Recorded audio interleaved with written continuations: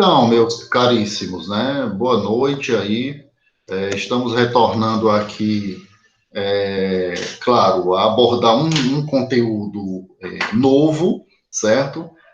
Dentro do direito tributário, logicamente, né? Que é a nossa disciplina. Uma disciplina que eu gosto sempre de falar que ela é de fundamental importância, né? Para o gestor contábil, porque claro, aborda a legislação tributária como um todo, e não tem como o gestor, né, o gestor contábil, o contador, ou dentro de várias outras atividades que o gestor contábil pode atuar, não tem como ele prescindir dos links com o tributo propriamente dito e, claro, com a legislação tributária. Não tem como, não tem como. Né? Então, claro que o direito tributário ele é muito vasto, ele tem muitas particularidades, ele tem muitas peculiaridades, muitos detalhes, né? Acaba sendo sinônimo tudo isso, lógico, né? Mas que são assuntos que importantes para que a gente tenha conhecimento e, claro, que a gente possa saber onde localizar. Alguns conhecimentos gerais relativos à disciplina, ao direito tributário, logicamente que nós vamos saber. Né? Por exemplo, o básico, né? Identificar a que ente da federação compete os impostos, por exemplo. Né? Então, isso é de fundamental importância, são conhecimentos básicos, né? Agora onde está? Eu vou lá olhar na Constituição, que está lá na Constituição, eu acho, né? Então, essa coisa de decorar o artigo, etc e tal, não é muito, claro, seria, não é uma exigência do direito propriamente dito. E depois, no direito, existem algumas máximas, né? E uma delas, que é um brocado latino, que diz que dá-me factum dabutib jus, né? Dê-me o fato e eu te direi o direito. Né? Então, no direito, de forma geral, né, é uma máxima latina de que não é obrigatório que o operador do direito chegue lá e diga, isso está no artigo tal, tal, tal, tal, tal. Não.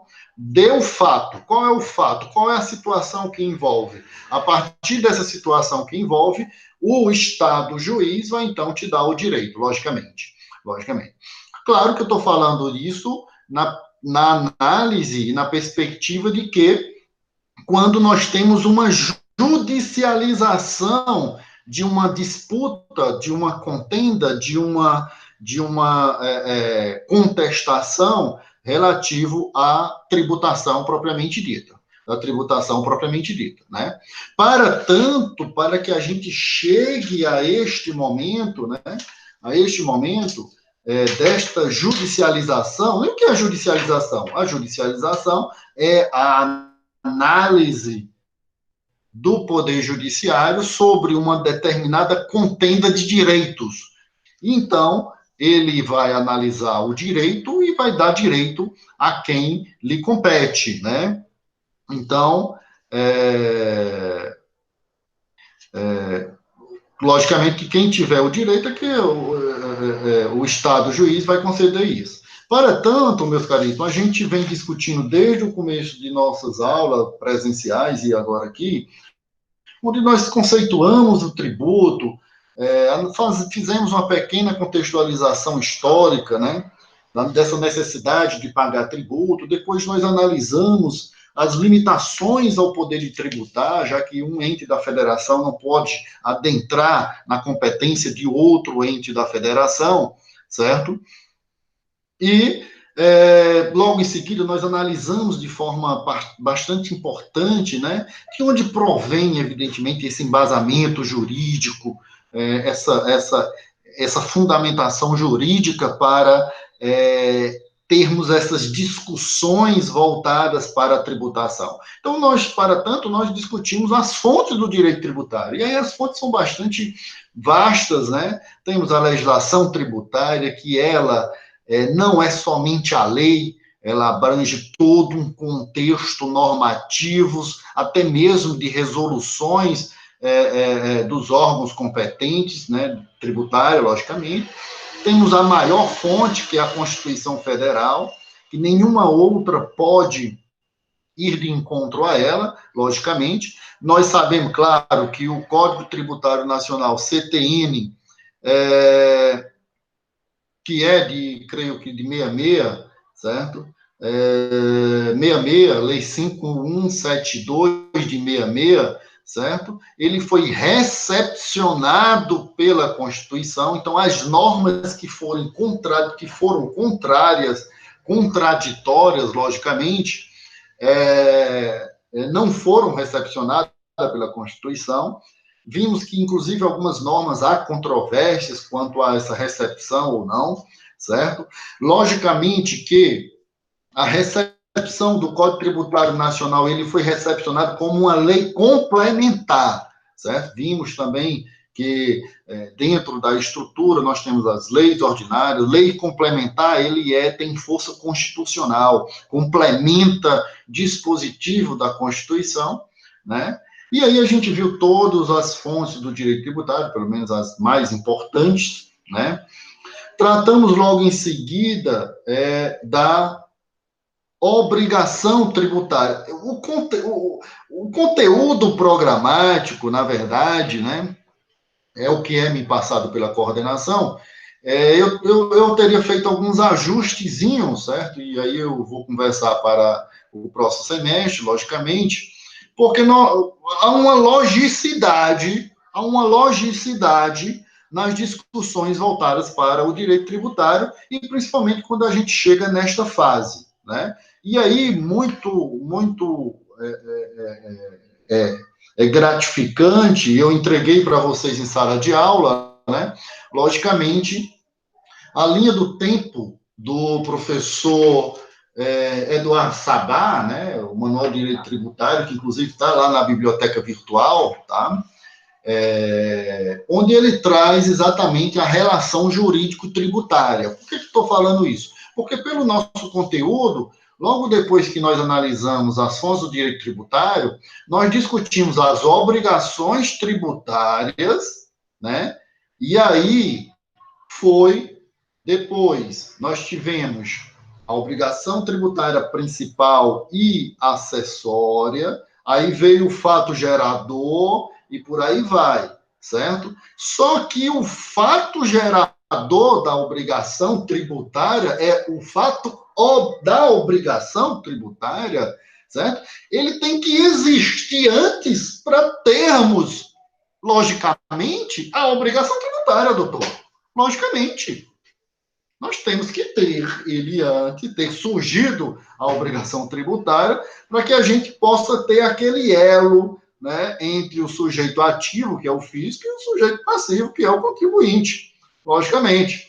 Certo? E aí você tem as obrigações tributárias, principal e acessória.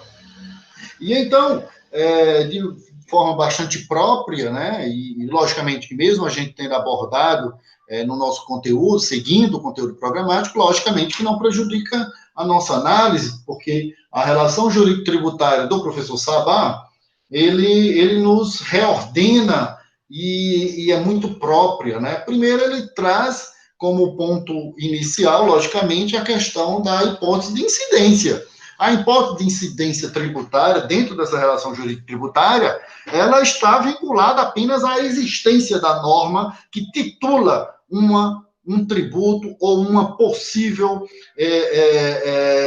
materialização tributária. Por que eu estou dizendo materialização? Porque eu não quero dizer a palavra execução tributária para não confundir com uma fase lá da frente, que é quando se constitui o crédito tributário e o contribuinte não paga e a fazenda, evidentemente, né, o sujeito ativo executa. Aí nós teríamos uma ação de execução fiscal. Então, eu não quero confundir com esta fase, quando a gente fala de hipótese de incidência, mas apenas a existência da possibilidade jurídica tributária. A existência da possibilidade jurídica tributária, né? Então, nós temos a hipótese, a possibilidade.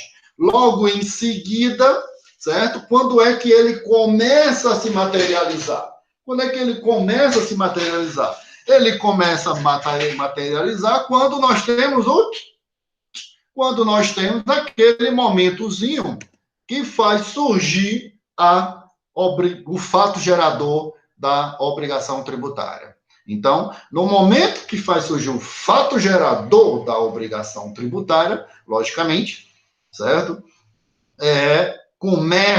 Inicia-se a materialização, se é que a gente pode dizer, né, o caminhar desta hipótese de incidência tributária, né? Logo em seguida, depois da ocorrência, eu gosto muito de usar a questão do imposto de renda, né? Porque o cara ganhou acima do teto 1 centavo, vai ter que pagar imposto de renda, né? Aí são as coisas das coisas, né? Então, Jesus, o pessoal aqui, só um minutinho, ver se tem alguém falando aqui, tranquilo. Então, temos o fato gerador da obrigação tributária. Logo em seguida, nós temos o quê? A obrigação tributária, doutor e doutores. Doutores, só temos doutores aqui hoje. Nós temos aqui a obrigação tributária. Logo depois, o que é a obrigação tributária? É exatamente o vínculo que vai surgir do contribuinte para com o fisco de pagar o tributo propriamente dito. Aí nós vimos, evidentemente, a obrigação principal e a obrigação acessória. Por que eu estou fazendo esse retrospecto? Para que nós possamos compreender as nossas discussões de hoje voltadas para as garantias e os privilégios do crédito tributário, logicamente. E crédito tributário é lá na frente, logicamente. Então, nós temos a obrigação do tributário, surgiu aí a obrigação tributária principal e acessória. Nós já temos o crédito tributário? Não, nós não temos ainda o crédito tributário. Por quê? Porque o fisco precisa executar um registro, certo? Um registro propriamente dito, né? Boa noite, Felipe. O fisco precisa fazer um registro propriamente dito. E esse registro que é denominado de lançamento, certo? E esse lançamento é que vai levar, e aí nós temos a linha, evidentemente, vai levar efetivamente à constituição do crédito tributário. Então, temos então a constituição do crédito tributário após o lançamento pelo fisco, certo? Logo depois, nós analisamos algumas situações jurídico-tributárias que ocorrem quando se constitui o crédito tributário ou antes da constituição do crédito tributário. Neste meio termo, é possível nós termos aí toda uma movimentação jurídica para, logicamente, proteger o seu cliente, certo? Propriamente dito, logicamente, né? E claro que eu estou falando na perspectiva, claro, de que você esteja defendendo o seu contribuinte, mas você pode ser também do fisco, logicamente. Então, sabendo dessas particularidades que podem envolver possibilitar ou não que o crédito tributário seja exigido do fisco para com o contribuinte, que ocorrem seguintes situações. Qual é? Uma das primeiras possibilidades é a exclusão do crédito tributário. E nós vimos isso sobre... Boa noite, Kátia. Boa noite, Kátia. E nós vimos isso sobre a exclusão do crédito tributário, vimos suspensão do crédito tributário e a extinção do crédito tributário, né? As causas de exclusão do crédito tributário, elas estão previstas lá, evidentemente, no artigo 175 do CTN, e essa exclusão do crédito tributário, ela ocorre antes do lançamento, né? Antes do lançamento do crédito tributário. E quais são as possibilidades de exclusão do crédito tributário? É a isenção, certo? E a anistia, que é possível. E aí a gente analisou todas essas possibilidades de isenção e anistia dentro da exclusão do crédito tributário, que ocorre antes da constituição do crédito tributário. certo? No entanto, já temos uma obrigação tributária. Nós já temos uma obrigação tributária. Por que nós temos uma obrigação tributária já constituída? Porque já ocorreu o fato gerador, doutor e doutora. Já ocorreu o fato gerador da obrigação tributária. Nós já temos uma OTI, uma obrigação tributária, OT, obrigação tributária, mas nós não temos o crédito tributário ainda, certo? Por quê? Porque não ocorreu o lançamento, doutor e doutora. Não ocorreu o lançamento ainda. Então, é possível ter a exclusão do crédito tributário mediante isenção ou anistia. Esta isenção, ela só ocorre em função se estiver prevista na Constituição Federal. É verdadeiro ou falso essa questão aqui sobre exclusão, isenção? A isenção tributária, ela deve estar prevista obrigatoriamente na Constituição Federal, é isso? Meio ponto para quem acertar. E não e por quê? A isenção tributária, que pode levar à exclusão do crédito tributário, ela, quem responder primeiro vai ganhar meu ponto. Ela só decorre se estiver expresso na Constituição Federal. Isso é verdadeiro ou falso? Estou abrindo aqui a planilha de vocês. O que vocês me dizem? É verdadeiro ou falso essa minha indagação? Meu ponto. Como é que você pode falar verdadeiro? Calma. Espera aí, pessoal, um de cada vez. Eu estou perguntando o seguinte, eu estou ainda analisando para chegar ao nosso conteúdo de hoje, que são as garantias e privilégios do crédito tributário, certo? A minha pergunta é o seguinte, nós estamos analisando aqui que após a constituição da obrigação tributária, quando é que ocorre a obrigação tributária? Com o fato gerador que vai ter início aí da relação entre o fisco e o contribuinte. Logo, para que o fisco tenha o crédito tributário, é necessário que tenhamos o lançamento do crédito tributário. O lançamento é um registro, logicamente, certo? Da existência daquele vínculo entre contribuinte, fisco e contribuinte. E existem algumas situações jurídicas que podem levar a exigibilidade do crédito tributário pelo fisco ou não, ou seja, a cobrança ou não. Uma delas é a exclusão do crédito tributário. Temos exclusão, suspensão e extinção do crédito tributário. Certo? Aí eu expliquei. O que é a exclusão do crédito tributário? A exclusão do crédito tributário, ele está no artigo 175 do CTN e ele tem duas situações. Temos a exclusão do crédito tributário e ela ocorre antes do lançamento, ou seja, não constitui o crédito tributário. No entanto, já deve ter, lógico, a obrigação tributária. O que é o elemento da obrigação tributária que vincula o credor e o devedor, ou o fisco e o contribuinte? É o fato gerador. Fato gerador vincula aí a obrigação tributária. Ok, mas o crédito não está constituído. Por quê? Porque ele não foi lançado. Então, pode ocorrer a exclusão do crédito tributário. Quais são as duas hipóteses de exclusão do crédito tributário? Isenção e anistia. A minha pergunta é o seguinte, a isenção, ela decorre da Constituição. Eu não estou nem afirmando, nem estou negando. Eu estou fazendo uma colocação e vou perguntar se é verdadeiro ou falso. É correto dizer, ou não, que a isenção tributária, ela decorre do plano constitucional. Como assim? Ela tem que estar expressa na Constituição Federal. Então, só ocorre a isenção tributária se estiver expresso na Constituição Federal. Isso é verdadeiro ou falso e por quê? É isso aí, meu ponto. Eu acho. Deixa o Rômulo falar, né? Que ele já disse que era verdadeiro. Vai, Rômulo. Nessa questão aí, isso é só pela Constituição eu acho que é falso. Porque E por tem quê? outros meios legais que podem isentar o contribuinte, né?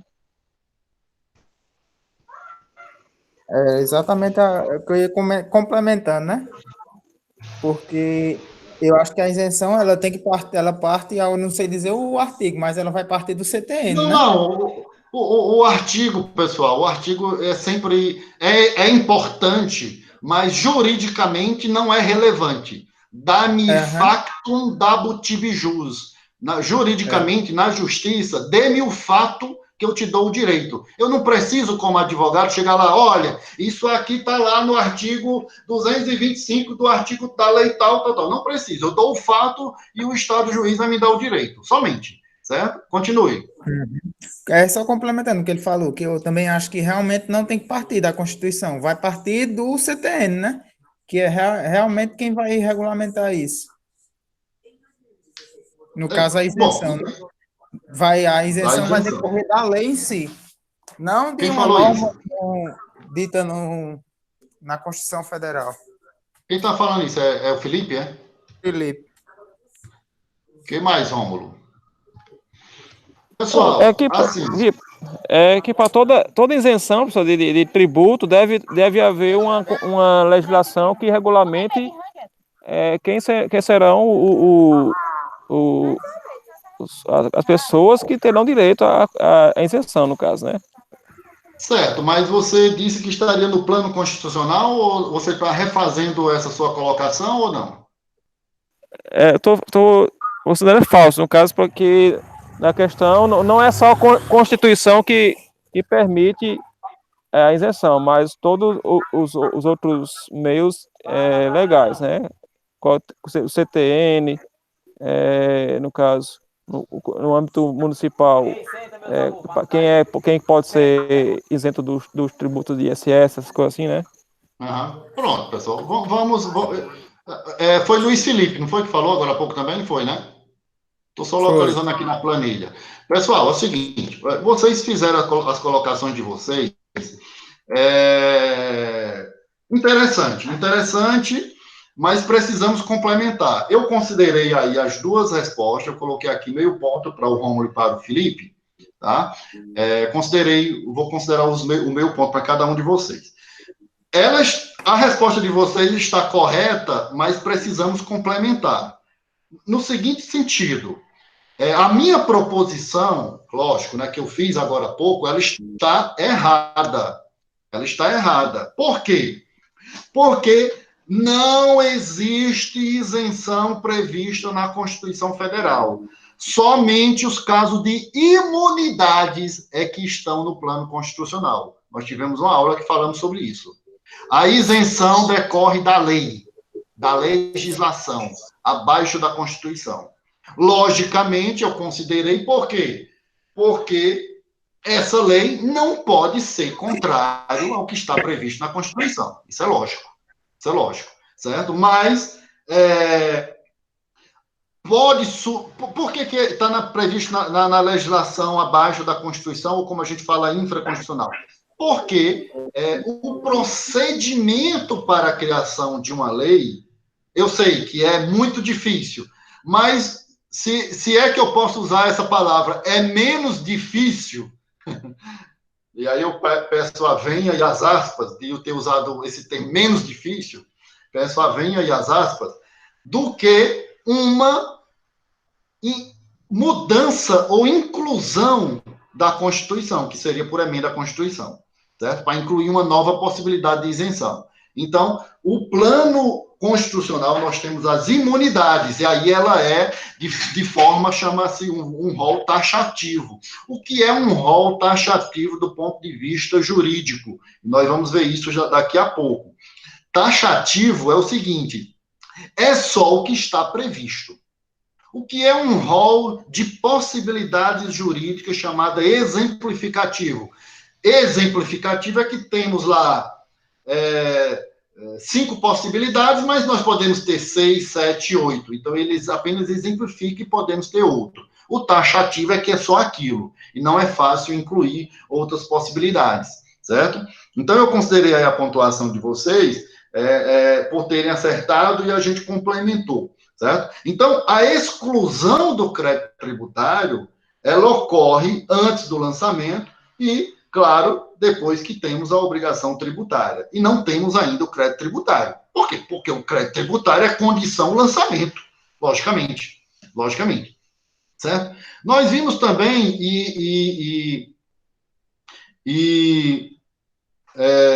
sobre uma outra situação que é a chamada suspensão do crédito tributário. A suspensão do crédito tributário está lá no artigo 151 do CTN, mas suspensão implica...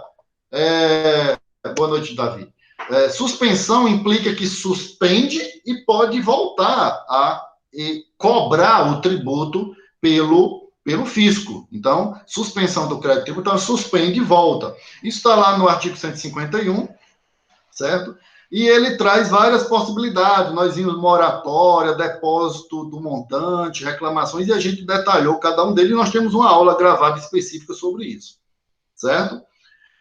Logicamente, a base para que nós possamos ter uma suspensão do crédito tributário é que tenhamos o quê? O lançamento e a constituição do crédito tributário propriamente dito, certo? E nós vimos também a outra possibilidade, que é a extinção do crédito tributário, certo? Está lá no artigo 156 do CTN, certo? E a extinção do crédito tributário, aí são várias, pagamento, compensação e por aí vai, certo? A extinção é depois da constituição do crédito tributário. O que é que nós podemos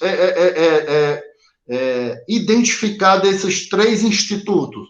A exclusão livra o contribuinte de pagar o tributo, a extinção livra o contribuinte de pagar o tributo, no entanto, a suspensão não livra. Suspende por um determinado período e, logicamente, poderá voltar a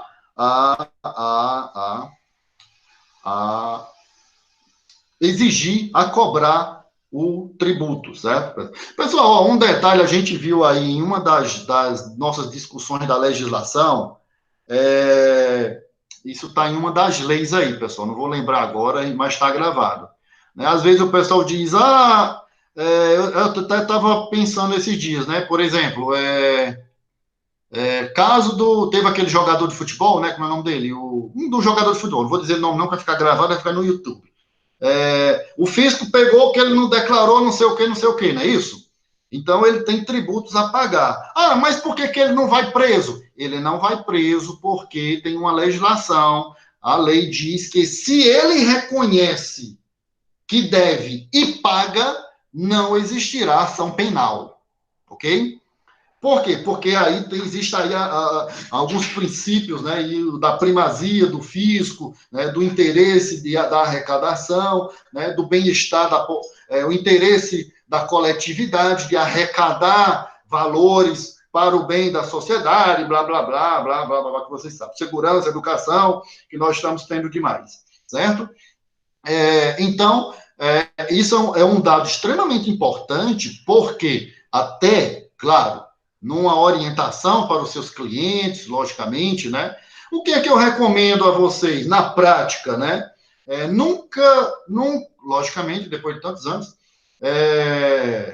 um cliente procurou vocês no escritório de vocês, digamos que você é contador, etc. Rapaz, aí diz, eita, poxa, olha aqui, eu fiz um levantamento e tu aqui tá devendo não sei quantos tributos, não sei o quê, 200 mil reais de tributo, e aqui, olha só, rapaz, isso aqui é uma possível evasão fiscal, certo? Evasão, elisão e elusão, vimos também. Elisão é o planejamento tributário, evasão é a sonegação, por exemplo, a sonegação fiscal e por aí vai, são crimes, é um crime, né? Elusão, na verdade, é uma maquiagem de negociatas que vem, evidentemente, de detrimento do fisco, né? É um meio termo, né? Aí, o que é que eu sempre recomendo um cliente me procura vocês e tal, pessoal, aqui faz o levantamento tributário, jurídico também, Rapaz, ó, que pode caracterizar aqui um crime de evasão fiscal. Olha aqui, eu tenho a lei lá, pessoal, eu passei para vocês. Você pode pegar aqui, ó, 5 anos de cadeia, rapaz. 5 anos de cadeia é crime, e além de ter que pagar aqui multas, etc e tal, pode dar em torno aí de 200 mil, não sei o quê, porque você faltou, deixou de recolher, blá, blá, blá, blá, blá, blá. Eu estou falando da prática, tá bom, doutores e doutoras? Estou falando da prática. Por quê? Porque tu tens que se valorizar, meu amigo. Tu tem que se valorizar, certo? E por quê? Porque você tem que dar aquele choque no seu cliente para ele abrir o bolso, tá bem? Para ele abrir o bolso para você, rapaz. Você não vai passar 5, 4 anos no banco de faculdade para não ser reconhecido a sua orientação, não, doutor e doutora. Estou dizendo na prática. O cara me procura por alguma situação. Eu digo, rapaz, aqui alguém escreveu uma coisa, mas é obrigatório que volte a cobrar o tributo na suspensão? Não, sim, suspensão do crédito tributário, ele retorna, Geraldo, ele retorna. Por exemplo, os casos de suspensão, por exemplo, o que suspende é a exigibilidade do fisco, a cobrança. O que é a suspensão pode levar a você a não sofrer um processo de execução fiscal. Tu tá me entendendo? A suspensão pode levar você, ao seu cliente, a não sofrer um processo de execução fiscal e o fisco ir lá e pegar o seu patrimônio para pagar o tributo, a dívida.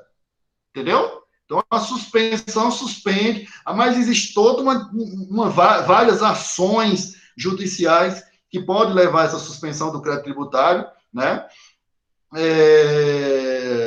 Por exemplo, um deles é o parcelamento. Você pode parcelar. Quando você deve 100 mil reais, eu só posso pagar aqui R$ 1.000 por mês. Aí não sei quantos milianos. O que é que vai levar nesse período? O fisco não pode te executar. Ele não pode entrar com ação de execução fiscal. E ele tem que emitir as certidões que está tudo ok com você, para você negociar. Entendeu, doutor Geraldo? Então, nesse sentido. Beleza, Geraldo? Então, pessoal, o seu cliente, você vai dizer o máximo, pessoal. O máximo. E tal. Tá me entendendo? Não é para fazer o menos. Isso não é ilegal. Eu estou dizendo, porque o seu trabalho é de meio, de possibilitar, viabilizar os menores, ou o cliente se livrar da situação que está sofrendo, ou minimizar a situação que vai ocorrer, certo? Por exemplo, no pega para capar, se ele reconhece que deve aí os 200 mil reais e paga os 200 mil reais, ele não sofre um processo penal, não vai para cadeia, doutor. Não vai para cadeia, certo? Não vai para cadeia. Isso aí já é um ganho grande para você, certo? Logicamente, né? Como profissional. Lógico que vai trabalhar para que não, que o seu cliente pague o mínimo possível, logicamente, né? Logicamente. E aí existe N possibilidades de você conseguir isso aí, certo? Então,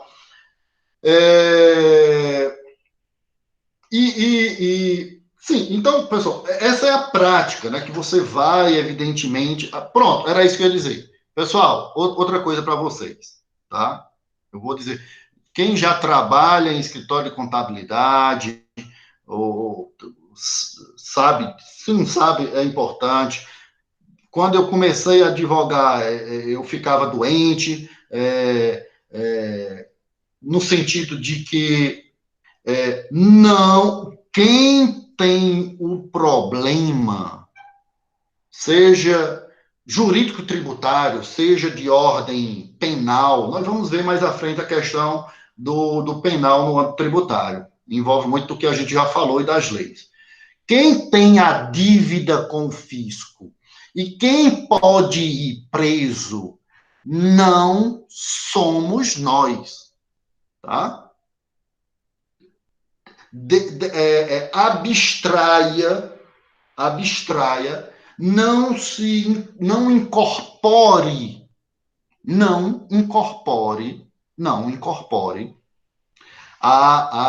o problema do seu cliente. Não incorpore, porque você vai adoecer. Não incorpore. Você coloca na tua mente, pessoal, que você... Não, o cliente, pronto. Como é que eu faço isso? Eu anoto o problema. Aonde? Aqui no meu computador, tem ali, tá bem aqui, ó. Tá bem aqui, como é que eu anoto ali? Pendências. Pronto. Os problemas dos meus clientes estão nas pendências registradas. Vou tirar da minha mente e vou registrar ali. Ou numa agenda, não sei, deixa lá. Se você tem prazo, amanhã você abre sua agenda e você pega o problema do seu cliente. Mas não incorpore o problema do seu cliente, que você vai adoecer. O problema, em outras palavras, não é exatamente seu, é do seu cliente. Você vai usar sua experiência, suas técnicas, ou seja, expertises, para eliminar o problema do seu cliente ou reduzir, minorar o problema do seu cliente, logicamente. Tá? Então, isso é muito importante para os profissionais, ter essa possibilidade de abstrair, propriamente dito, certo? Propriamente dito. Então, vimos, então, exatamente, lançamento, exclusão, suspensão e extinção do crédito tributário. No entanto, caríssimos e caríssimas, a gente chega em alguns outros que são chamados privilégios, né? Privilégios e garantias voltadas para o fisco, né? O que são essas garantias? Opa, deixa eu tirar isso aqui, já falei aqui, beleza, beleza. Ok. Então, olha só que coisa interessante. Ainda relativo às discussões voltadas ainda para as obrigações tributárias, né? Dessa relação fisco e contribuinte, nós temos algumas garantias e privilégios voltados para o crédito tributário. E quem é que tem garantias e privilégios? Com certeza não vai ser o contribuinte, doutor, né? E doutora. Vai ser, evidentemente, o fisco. Vai ser, evidentemente, o fisco. E a legislação fiscal vem e estabelece, disciplina essas garantias e esses privilégios, certo? E qual é o objetivo primordial de se... Vou até mudar a corzinha aqui. De se garantir e privilegiar, no caso, logicamente, é o fisco. Certo? Para quê? Para a garantia do cumprimento da obrigação tributária, que evidentemente é o crédito tributário que o fisco tem para com vocês, para com o contribuinte. Então, essas garantias e privilégios, evidentemente, vêm dentro dessa perspectiva de assegurar o cumprimento da obrigação tributária propriamente dito, certo? E a legislação, ela diz, pessoal, que as possibilidades, olha só como a legislação tributária é. Diz que deixa eu pegar aqui uma outra coisinha.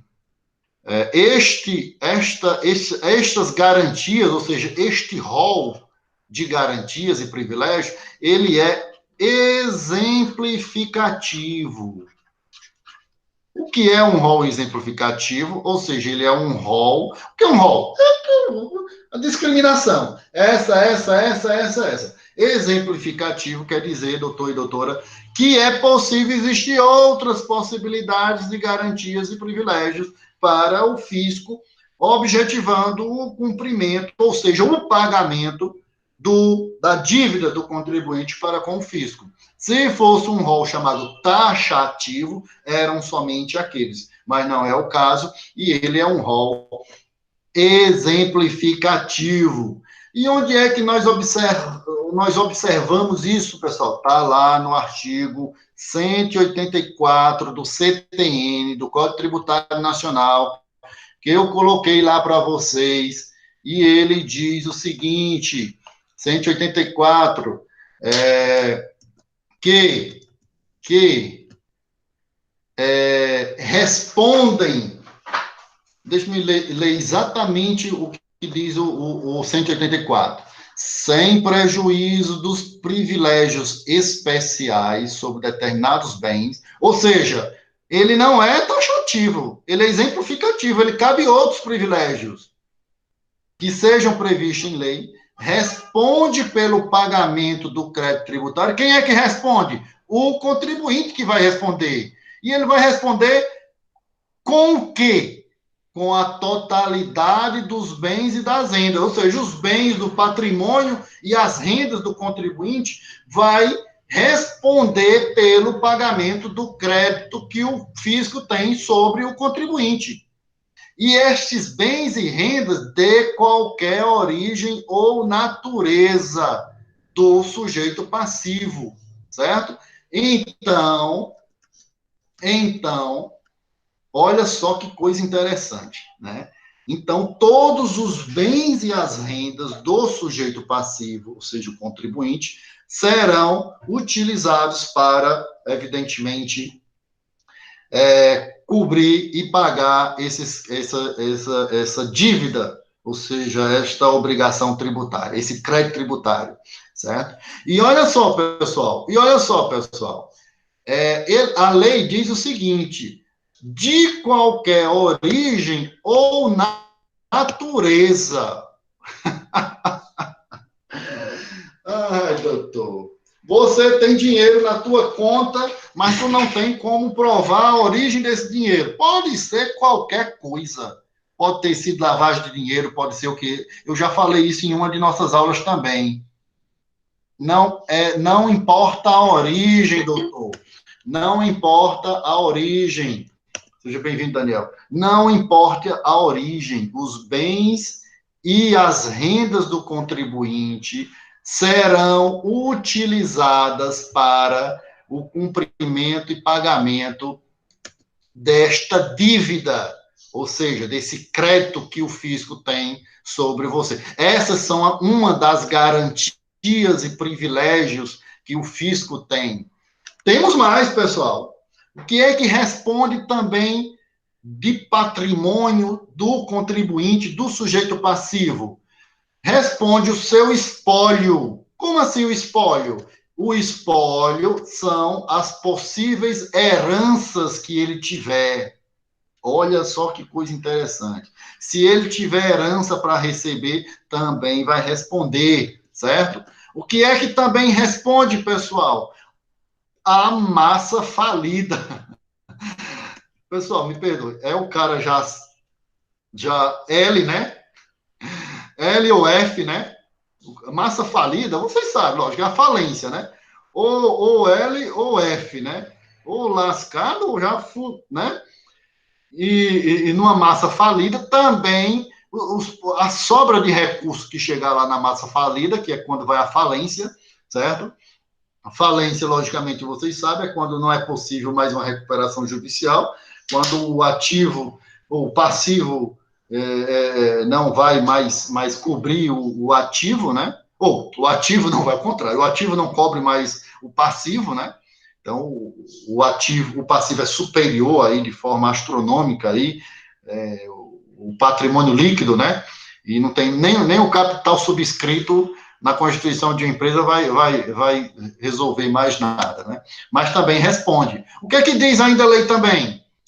Inclusive os bens gravados por ônus reais, pessoal. Inclusive os bens gravados por ônus reais. O que são ônus reais, certo? No cartório, pessoal, é possível você emitir uma chamada certidão de ônus reais, né? E essa certidão de ônus reais, pessoal, é um documento emitido pelo registro de imóveis, né? Que informa se há alguma restrição ou fruição de propriedade que o devedor, que o sujeito passivo tem sobre o imóvel.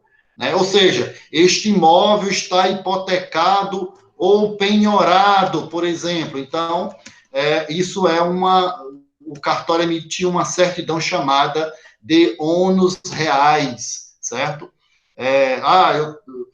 Certidão de ônus reais. Luciano não tem nenhum ônus real sobre o imóvel de sua propriedade, está livre e desembaraçado, ou seja, esse imóvel não está hipotecado, certo?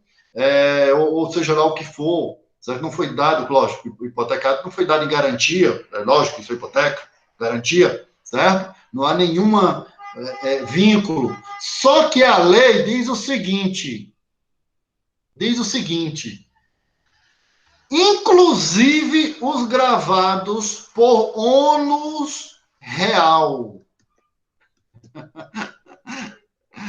Inclusive, se você tiver um imóvel dado em garantia, em hipoteca, por exemplo, com algum banco, o fisco não quer saber. Ele tem garantias e privilégios e esse imóvel também vai ser puxado para pagar o crédito com o fisco. Depois você que resolva com a garantia que você deu lá, certo? No banco, seja lá onde for.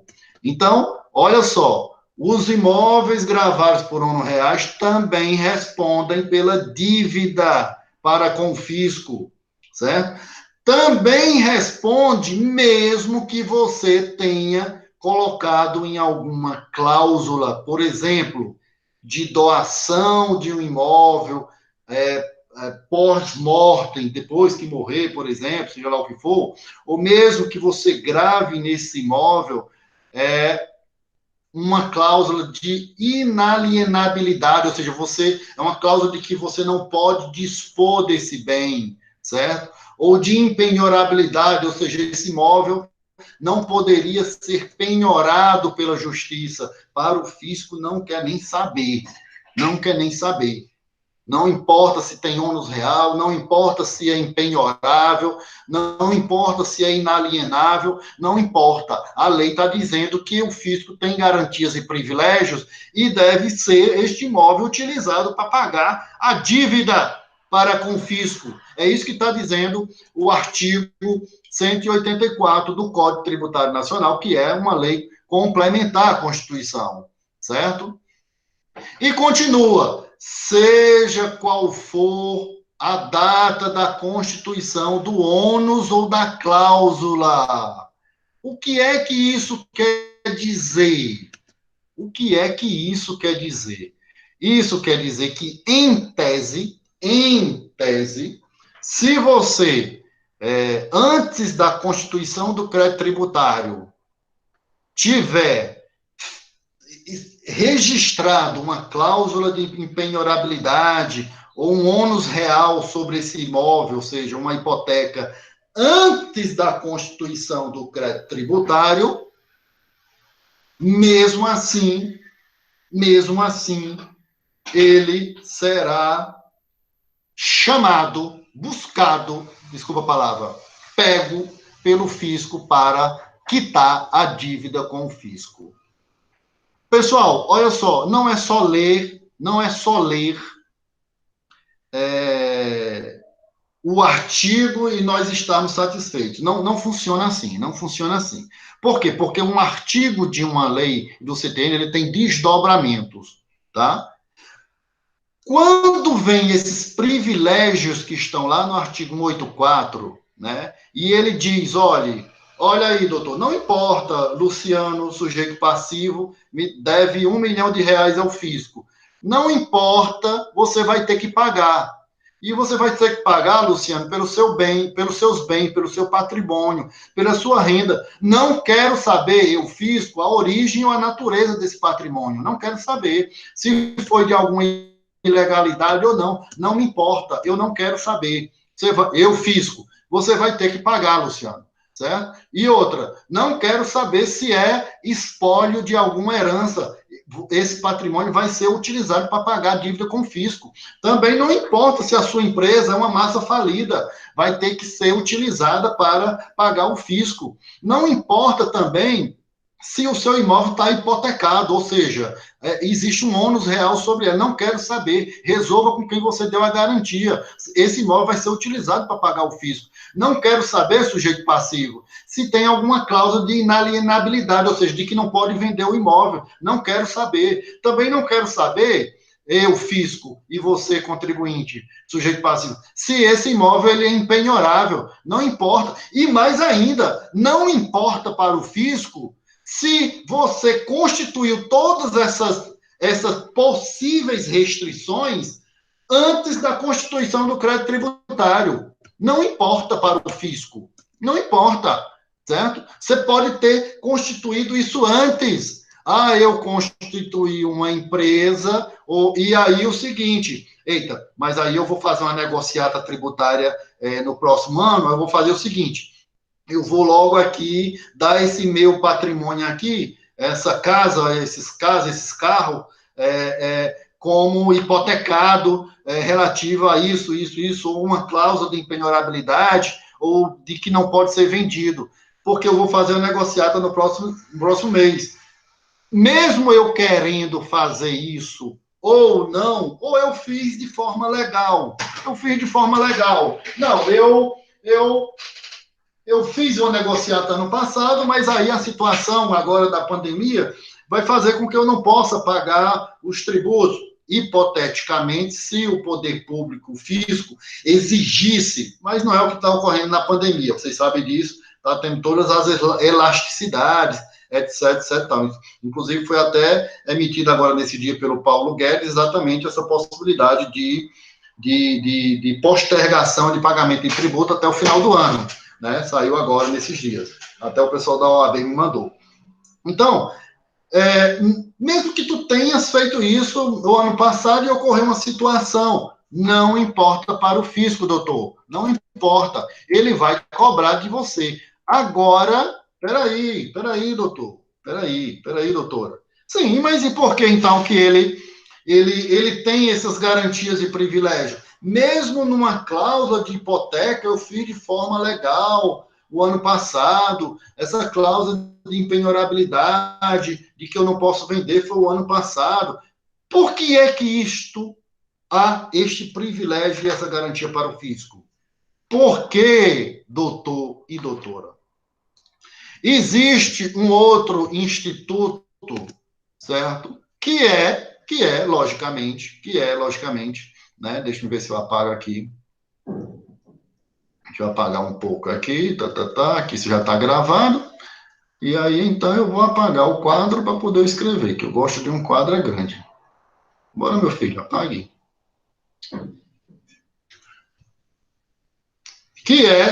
Pessoal, por que é que isso existe? Por que tem essas garantias e privilégios? Porque, senhores doutores e doutoras, existe, logicamente, nós no mundo jurídico sabemos da chamada fraude contra credores, doutor. Fraude contra credores. E a fraude contra credor é uma ilegalidade, logicamente. Fraude é fraude. E eu, agora há pouco, falei dessa possibilidade. Quando eu disse, eu já de forma premeditada, ou seja, com dolo, com a intenção, dolo é desejo, vontade, intenção, vou logo hipotecar esses imóveis ABC meus aqui, porque em tese eles não iriam entrar lá no pagamento de qualquer disputa de cobrança do fisco, mais à frente no execução. Só que prevendo essas possibilidades de fraude contra credores, isso seria uma fraude contra credores, certo? Isso seria uma fraude contra credores.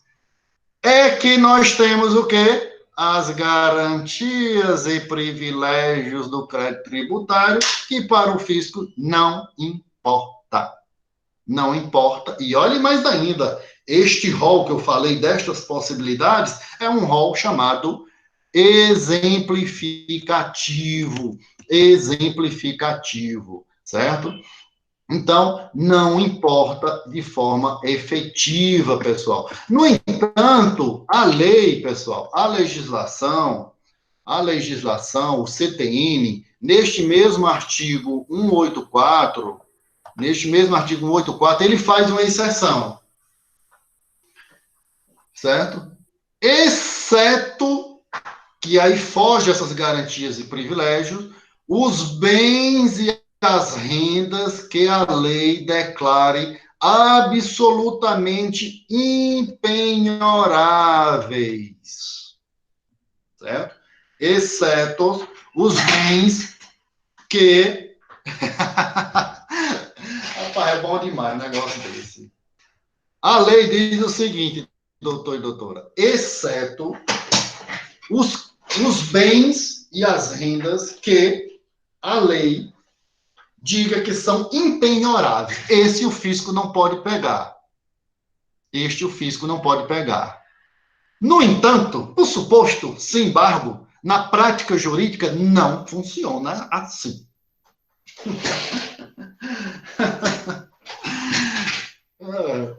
Hein, doutor? E como não funciona assim? Não funciona assim porque Luciano é devedor do fisco e aí Luciano está lá na lei. O bem de família é um bem impenhorável. Vocês já ouviram isso muito, né? Eu posso eleger que este apartamento que vale 5 milhões de reais, esta casa que vale 5 milhões de reais, ela é um bem impenhorável. Por lei, eu posso dizer que ele é um meu bem de família e ele, então, pela lei aí, ele não pode ser, não entra no rol aí das garantias e privilégios do fisco para o cumprimento da obrigação tributária e o pagamento do tributo. Certo? Então, este bem de família, este bem aqui é um bem de família, vou pegar uma canetazinha bonitinha, azul, este bem de família, este imóvel, que vale, sei lá, 2,5 milhões, certo? Ele é um bem de família e não vai ser... E eu devo ao fisco, sei lá, eu estou com uma dívida no fisco de, sei lá, 1 milhão de reais. Isso aqui é dívida com o fisco. Aí o fisco entra com ação de execução contra mim, e aí eu vou e digo o seguinte: não, doutor juiz, sinto lhe dizer, mas com base no artigo 184 do CTN, parte final, este é um bem que está aqui devidamente registrado em cartório, é um bem de família, e pela lei, e a lei diz aqui, bem de forma clara, que este bem de família é um bem impenhorável. Eu coloquei aí para vocês aí, ó. Está bem aqui na parte final do artigo 184, ó. Excetuando unicamente os bens e rendas que a lei declare absolutamente impenhoráveis. Um deles são os chamados bens de família, certo? Eu posso eleger, ou seja, registrar em cartório que esta minha casa, esta aqui é uma casa, certo? Ela é um bem de família e ele não pode ser levado pelo fisco para pagar o crédito que é aqui, o fisco está me cobrando 1 milhão de reais. Pessoal, essa minha proposição, ela é verdadeira ou falsa? Eu vou dar mais meio ponto. Agora tem que me justificar. O primeiro que disser aí, eu vou dar meu ponto. Vocês estão conectados aí? Espero que sim, que eu estou gostando da aula. Espero que vocês gostem, é um negócio tão bom, rapaz. E tem tudo a ver com a profissão de vocês, está diretamente vinculado. Essa proposição, essa situação que eu falei é verdadeira ou falsa? A parte final do artigo 184 diz o seguinte, que este bem de família, que é um bem de família, isso é verdadeiro. A lei diz que o bem de família ele é impenhorável. E aqui está a exceção do artigo 184. Pessoal, tá 21h30, me dê só mais um tempinho para mim fechar só o raciocínio, tá bom? A minha Beleza.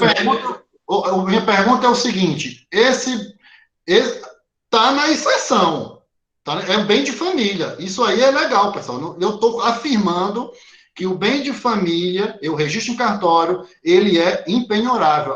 Tem outra lei lá, o Código Civil diz isso. E aqui 184 diz, excetua-se o que são absolutamente impenhoráveis, que é, no caso, um bem de família. A minha pergunta é o seguinte: pode ou não pode o fisco tomar esse bem de família ou não por causa do 184? Por quê? Quem foi que falou primeiro aí? Quem foi que falou? Até o momento ninguém. Estamos digerindo aqui. Pessoal. Isso se chama prática processual, pessoal. Prática processual tributária. Então, posso continuar? Então, pessoal, não é bem assim, doutor. Não é bem assim, doutor. Tá bom? Não é bem assim, e eu vou dizer por quê. Sabe por quê? Ora, doutor! Pessoal, isso já é entendimento dos tribunais, tá bom? Isso aí, a análise tem que ser conjunta. Ora, doutor Luciano, o senhor está devendo ao fisco R$ 1 milhão e o fisco tem um crédito tributário contra você de R$ 1 milhão. Tudo bem, isso é a contestação da Fazenda Pública, viu? Da Fazenda. Já peguei uns advogados da União, meio.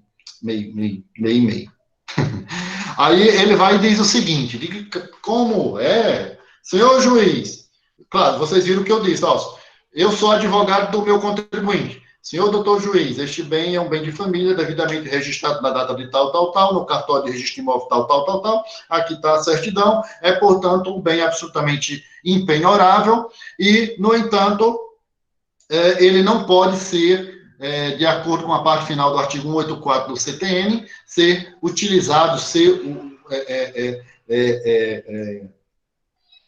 arrestado, chama-se arresto. Arrestado é pego e trazer para a justiça para pagar o crédito tributário de R$ 1 milhão, certo? Aí o advogado da União chega e diz assim, que é o advogado o procurador da Fazenda, né, Nacional.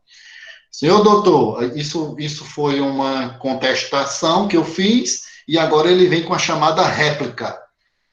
Ele executou, eu contestei, argumentando isso, provei a documentação e aí o juiz manda que ele replique, ele conteste a contestação que eu fiz. Aí o que pode, se não for para réplica, que são em 10 dias, certo? Mas ele tem que dar réplica, senão a gente alega isso em alegações finais, certo? Ou em memoriais, que pode ser orais ou escritos, e oral é na hora mesmo. O cara tem que saber como é que funciona a legislação, senão fode com o cliente. Desculpa o palavrão, foi sem querer. Aí o procurador federal lá, né, o advogado lá da União, diz o seguinte: senhor doutor juiz, não procede os argumentos do nobre advogado do contribuinte. Por quê? Porque a dívida, o crédito do fisco é de R$ 1 milhão. No entanto, claro que ele pediu antes uma avaliação do imóvel, doutor. Ele pediu uma avaliação do imóvel, tu acha que ele é idiota? Ele pediu uma avaliação do meu imóvel e essa casa vale 2,5 milhões. Senhor doutor, ele pode ter um bem de família absolutamente impenhorável com valor que pode ser de até R$ 1,5 milhão. Então, venda-se o imóvel, pague-se o crédito de 1 milhão, que vai sobrar R$ 1,5 milhão e ele, então, constitui um novo patrimônio. Um novo patrimônio que dá para viver muito bem para constituir bens de família. É isso mesmo. Então, há entendimentos dos tribunais que o bem de família ele é impenhorável? Sim, doutor, mas tem que ser analisada as circunstâncias do bem de família, doutor. Porque não se justifica você ter um patrimônio, uma casa que vale 2,5 milhões e dizer que 2,5 milhões é o valor do seu bem de família impenhorável. Isso dá nas teses que já tiveram, pessoal. Claro que tiveram teses minoritárias ao contrário, né? Ora, ele pode viver muito bem num apartamento de 500 mil reais, rapaz. E não pode pagar R$ 1 milhão.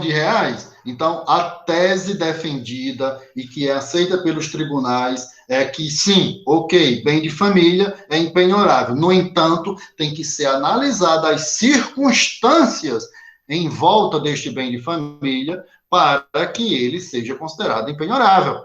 Impenhorável, porque se vive muito bem em uma casa, pelo amor dos céus, de R$ 1,5 milhão, doutor. Não venham me dizer que não se vive, né? E aí, meus amigos, eu estou analisando as duas particularidades. As duas, eu estou do lado do fisco e do lado, logicamente, nós estamos analisando do lado do fisco e do lado do contribuinte, logicamente, certo?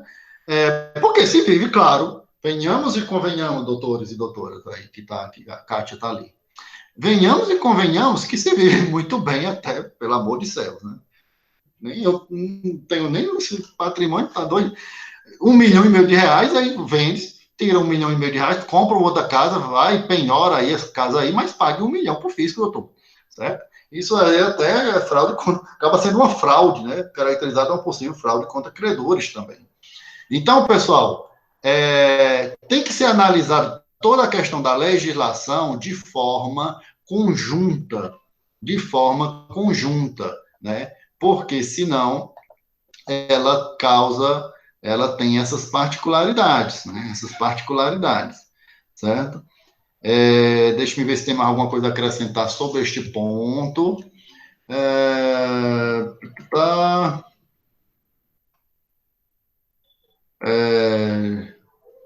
Sim, tem uma ponta aqui bem importante também, né?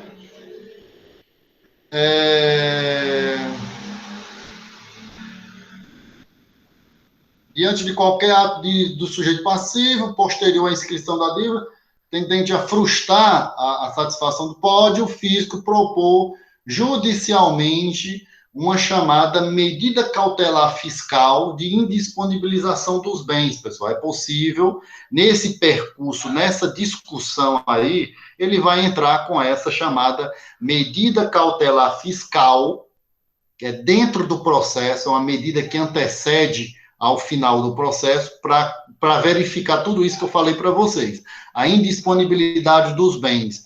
E isso, pessoal, tem um fundamento que está lá na lei 8397. A lei 8397, ela trata das medidas cautelares fiscal, medida cautelar fiscal. Está lá no artigo 4º o seguinte, que a decretação da medida cautelar fiscal produzirá de imediato a indisponibilidade dos bens do requerido até o limite da satisfação da obrigação. Olha aí. Até. Pessoal, me dê mais um minutinho aí, por favor. Eu sei que já é 21h40, mas me suporte só mais um minutinho para a gente fechar esse entendimento aqui, senão eu vou ter que repetir tudo. A gente fecha já, tá bom? Me dê só mais um minutinho aí. Aí o seguinte, pessoal, tá lá, é a chamada Lei 8.397, de 92, que instituiu as chamadas medidas cautelares fiscais e dá outras providências. Aí ele diz lá, no artigo 4º, a decretação de medida cautelar fiscal. O que é uma medida cautelar? Você tem um processo de execução, deixa eu botar nesse outro visualização, que eu fico me vendo, senão eu fico me cortando aqui. Você tem um processo de execução, vou ser chato, tá bom? Quando é que tu tem um processo de execução? Teve o lançamento do crédito tributário, eu fui notificado, não paguei o crédito tributário,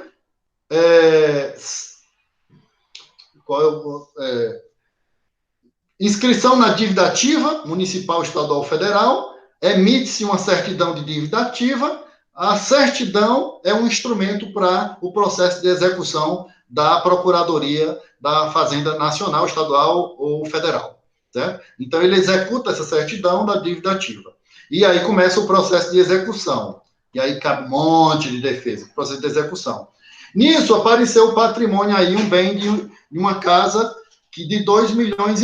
Aí o advogado da União, né, ele vai e entra com a medida cautelar de indisponibilidade dos bens. Aí eu vou alegar que ele está impenhorável, mas mesmo assim ele pede a avaliação do patrimônio. Aí ele constata que o patrimônio vale 2,5 milhões, mas a dívida com o fisco é de 1 milhão, certo? Então ele pede logo a indisponibilidade para romper esse vínculo aí da impenhorabilidade, para que o patrimônio venha para pagar a dívida de 1 milhão de reais, logicamente.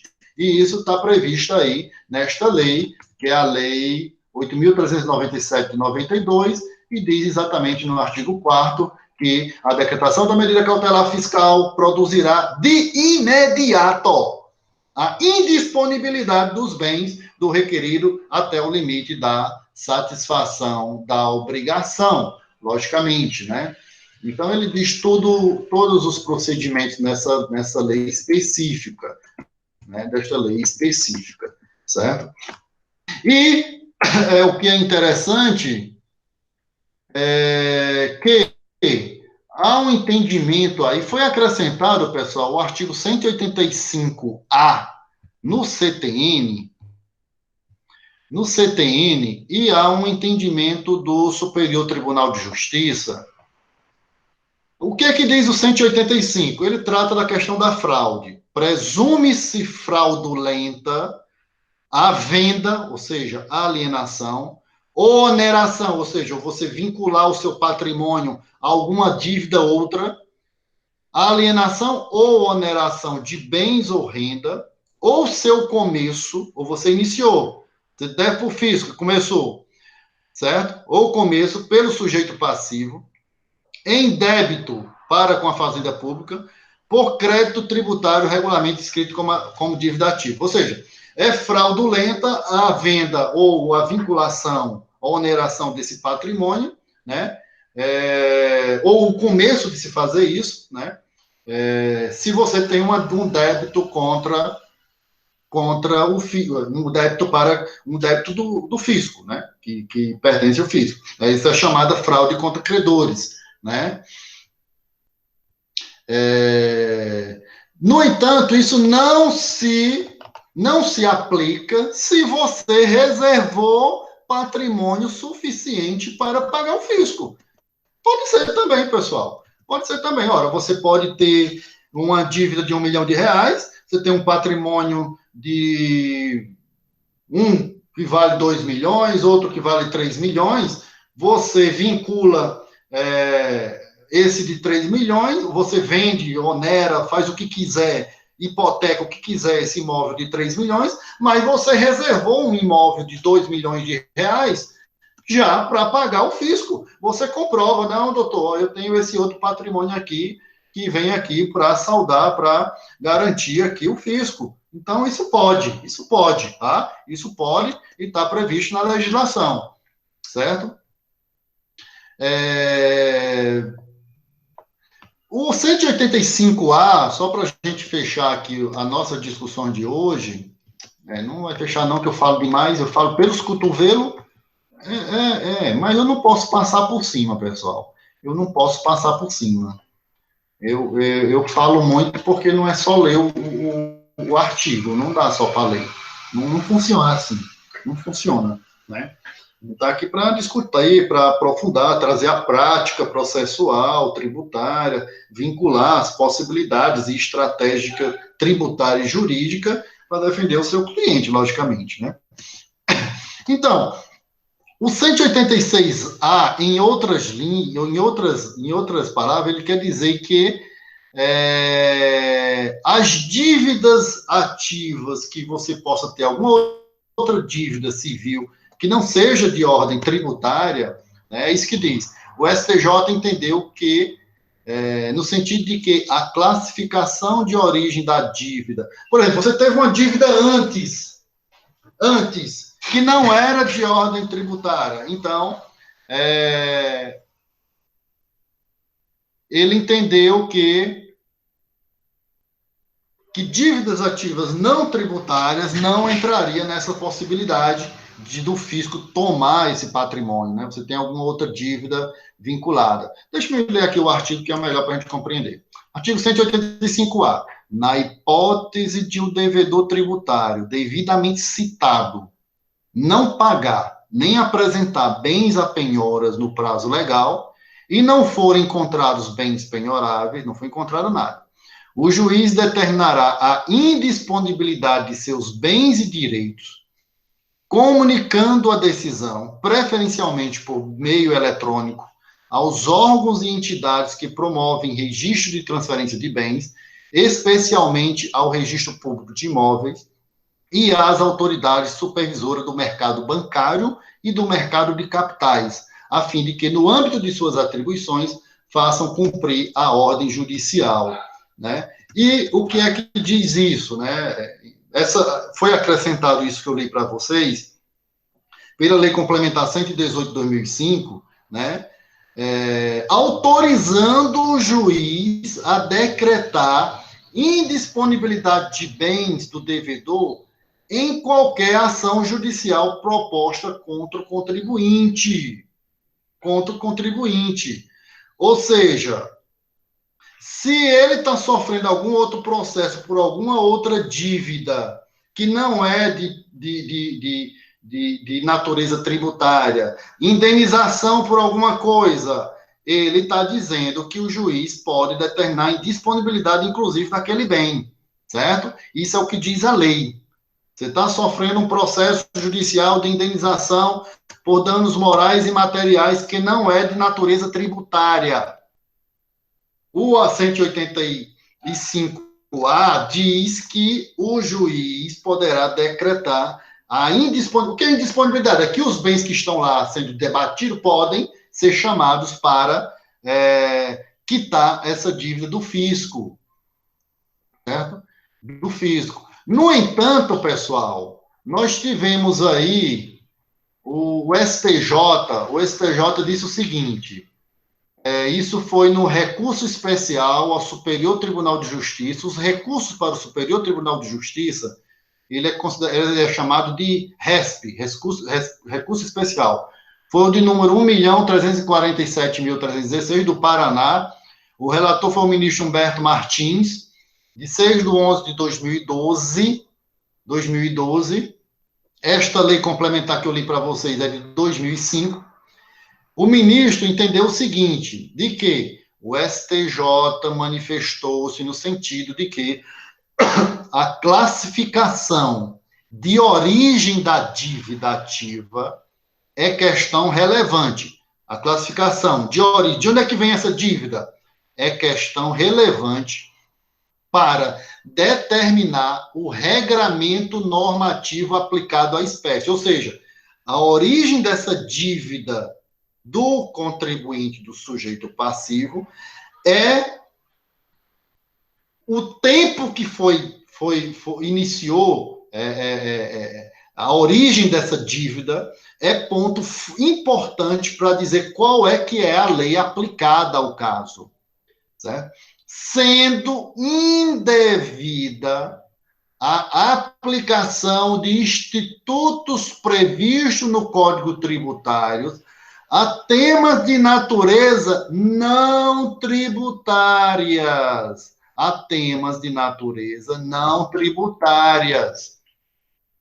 Ou seja, eu estou dizendo, pessoal, o que é que o tribunal decidiu? O tribunal decidiu diferente da lei. O tribunal está dizendo que tem que ser analisado a origem da dívida do seu contribuinte, do seu cliente. Como assim? Tem que ser analisada a origem e o tempo para dizer qual é a lei que vai ser aplicada. Vai ser aplicado o Código Tributário, que diz que deve ser indisponível, independente. Que foi isso, gente? Espera aí, pessoal. Chega, me desconcentrou aqui. Aí complica o negócio, pessoal. É um negócio seríssimo, pessoal. Uma decisão extremamente importante. Eu vou já terminar. Tenha calma. Tenha calma. Eu vou gravar. Está sendo gravado e eu coloco lá. Espera aí. O que é que o CTN diz? Diz o seguinte: Luciano está sofrendo um processo aqui de execução de um crédito do fisco tributário. Mas Luciano também está sofrendo um outro processo paralelo de indenização por danos materiais e morais sobre um patrimônio X. O que é que o CTN diz? Diz, não importa. Foi isso que eu li no artigo 185A. O 185A diz o seguinte, não importa. Mesmo esse outro patrimônio que está sendo discutido em outro processo deve ser arrestado, deve ter um arresto dele para ele pagar o crédito com fisco. É o que diz o 185A. O que é que disse o STJ? É isso que eu estou dizendo. O entendimento do tribunal foi diferente.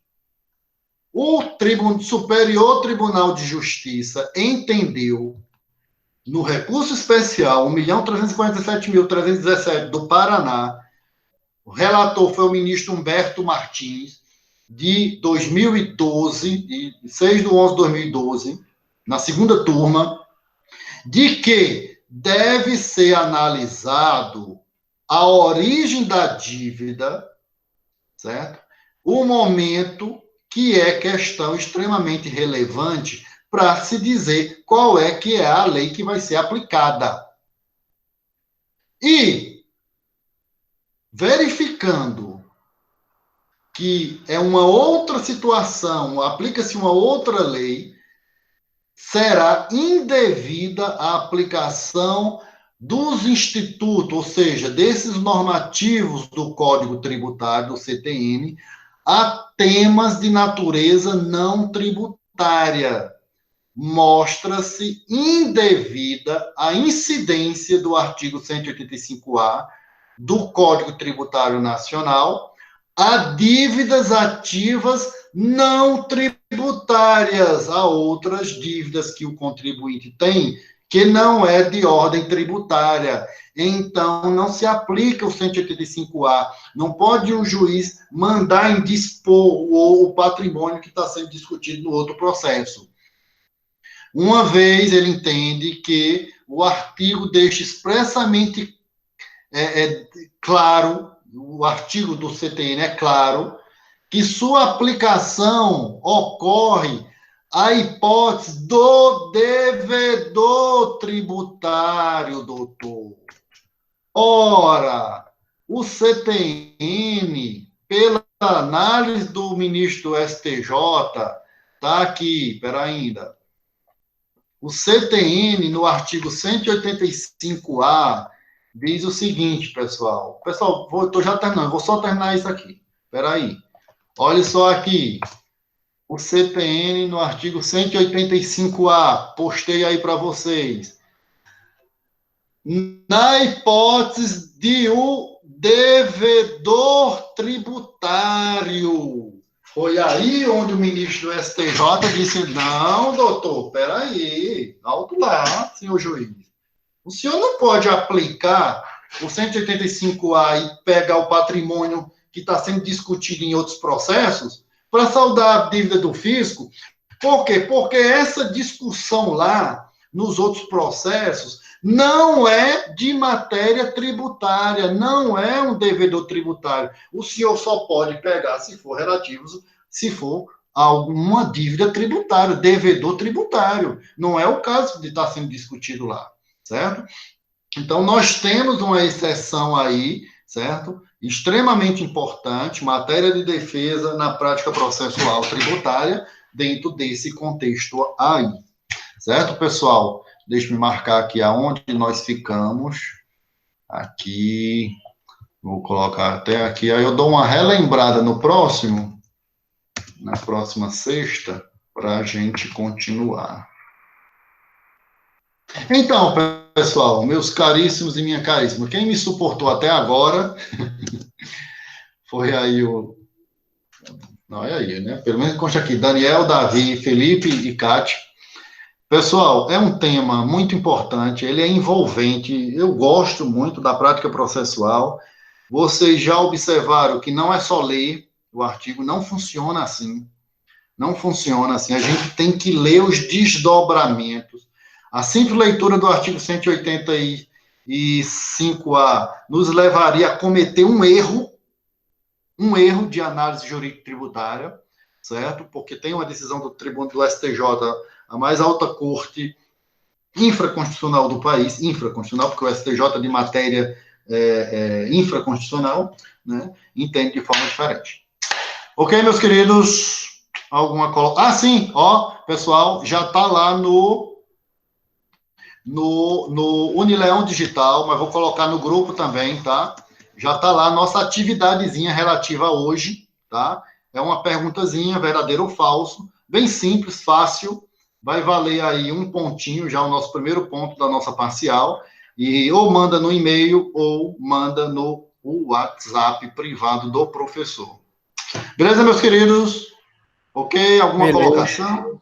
Alguma colocação? Estamos satisfeitos por hoje? 21 Estamos sim, vamos responder a parcial agora. Ok, meus queridos, um abração, boa noite. Qualquer dúvida, chama no WhatsApp, qualquer pergunta e vamos discutindo, tá bom? Abração, boa noite. Tchau.